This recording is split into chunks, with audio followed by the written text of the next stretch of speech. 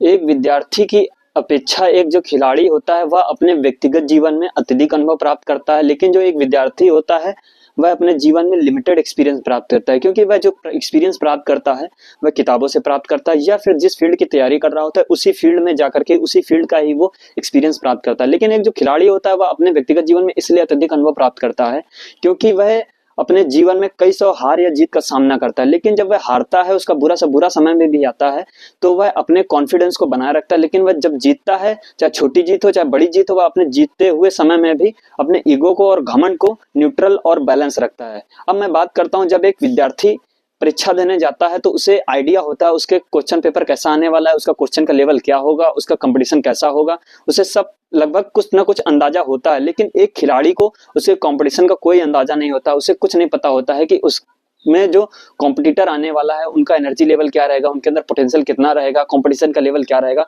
उसको कुछ भी नहीं पता होता है। हर खिलाड़ी को उसका कंपटीशन हमेशा एक नया जैसा होता है। अब मैं बात करता हूं एक प्रोफेशनल और बेहतर खिलाड़ी की। जो एक प्रोफेशनल और बेहतर खिलाड़ी होता है उसकी लड़ाई हमेशा उसकी खुद से और स्वयं से होती है।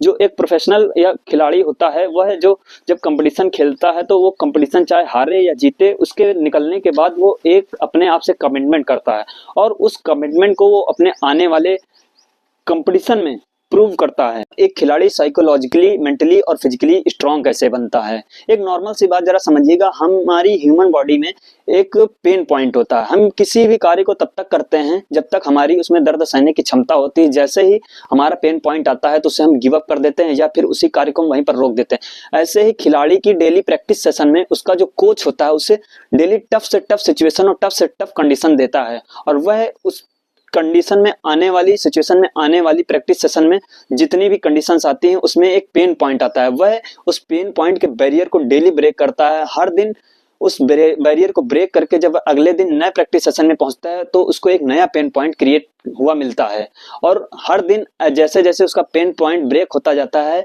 उसकी परफॉर्मेंस इंक्रीज होती जाती है। कोई भी बेहतर और प्रोफेशनल खिलाड़ी अपने संपूर्ण खेल के करियर में बेहतर से बेहतर बनने की और बेहतर से बेहतर प्रदर्शन करने की कोशिश करता है।